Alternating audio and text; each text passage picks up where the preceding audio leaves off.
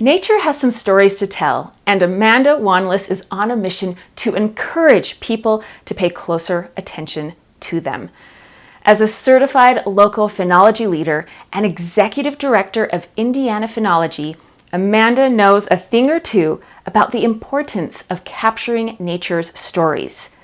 The nonprofit organization engages people of all ages in documenting the seasonal cycles of plants in Indiana. Amanda has a master's degree in environmental science and public affairs.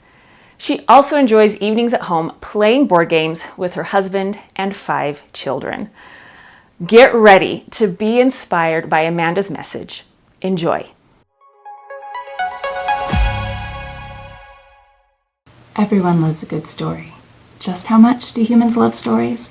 Well, if you want to put a number to it, you can look to the motion picture industry, because what is a movie if not a good story? In 2020, which admittedly was not the best of years, the motion picture industry made $80.8 billion. This doesn't even count the additional $233.1 billion spent on paid TV subscriptions. Storytelling is a big business, and the best stories, my favorites, are the small stories of everyday, ordinary people. You and me. We are living a story right now. Stories don't have to be big or earth-shattering to captivate us. I want to introduce you to Sophia Letzinger, a long-time resident of Fort Wayne, Indiana. She was 93 years old when she died in the 90s. I never met Sophia, but I feel like I know her because I've been transcribing her journals.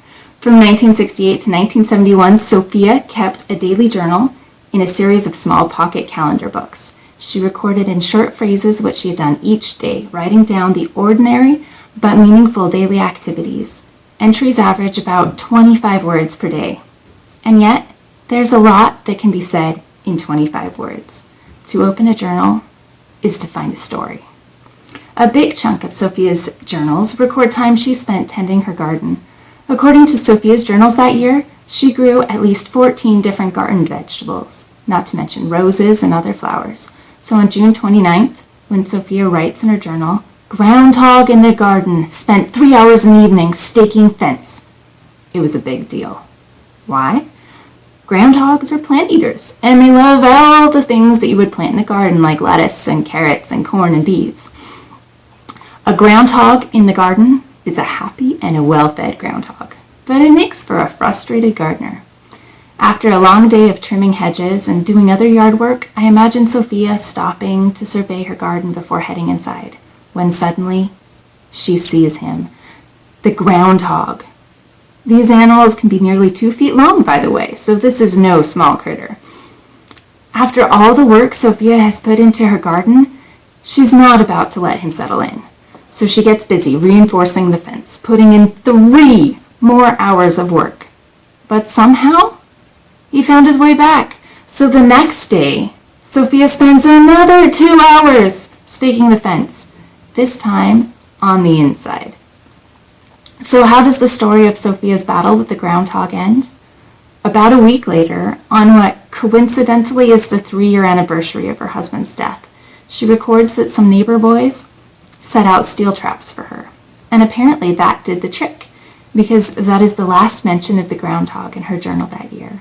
Instead, Sophia writes about births and deaths and grocery shopping and letter writing and pints upon pints of produce from her garden that she shares with her neighbors. Nature has similar stories to tell too, about comings and goings and births, deaths, rebirths. There are stories in the life cycles of plants and animals around us, of what they do and why and when. Have you ever seen weeds sprouting in the cracks of a sidewalk? There's a story there. What about squirrels in the park? Or pigeons making their home on the ledges of our urban skyscrapers? Plants and animals live out their lives all around us, but we don't often pay much attention to them. Yet, each has a story to tell. Here's the thing about nature stories. Just like the stories of ordinary people who don't make it into the history books, nature stories too often go unnoticed and untold. Yet these stories matter. Did you know that scientists have a name for studying plant and animals' recurring life cycle events and their relationship to weather and climate and other environmental conditions? They call it phenology. Cool fact, a change to the timing of phenology is one of the first signs of climate change because of how plant and animal activity is so closely tied to temperature and weather. The rhythms of nature, phenology if you will, impact our lives in so many ways. The most obvious is food. We're dependent on farmers who understand the life cycles of plants and animals for the food we eat to survive. But the connection goes deeper. Embedded in the story of when a flower blooms, or when a robin builds its nest, or when the leaves fall, is a sort of calendar.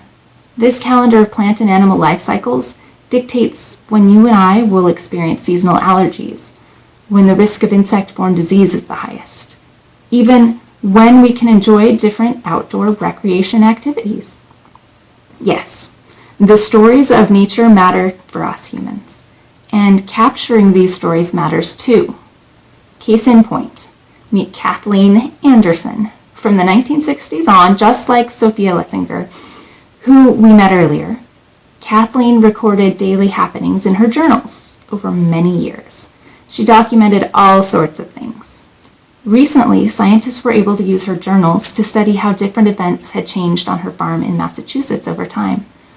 One thing the scientists looked at was when she first saw wood ducks on her pond each year. They found that the ducks were arriving up to 50 days earlier than they had when she first started keeping track of them. The scientists were able to show that the earlier arrival of the ducks was related to increasing temperatures. This is a pretty mind-blowing change if you think about it. Nature is full of predictable cycles, but here, the predictable cycle was altered by 50 days. Those ducks were more than a month and a half early, and the cool thing is that it was Kathleen's records that made the discovery possible. Because she kept track of what was happening in nature, capturing nature's stories as she went through daily life, we know something we wouldn't have had any way of knowing otherwise. And this is just one of many examples of how the observations of ordinary people are proving invaluable for documenting changes in the environment. And if Sophia and Kathleen can do this, you can too. Tuning in and documenting nature's stories is easy. The simplest way to start is with a handwritten list. If you want to be low-tech about it, you just need a piece of paper and a pencil to make a list of things you see. You can even go further by recording more detail about what you see. You may want a dedicated nature journal, or you can do what Sophia did and weave nature observations in with other daily happenings in your diary. Another easy way to document nature stories is to photograph what you see. This is super easy given that most of us carry phones with cameras around in our pockets or purses.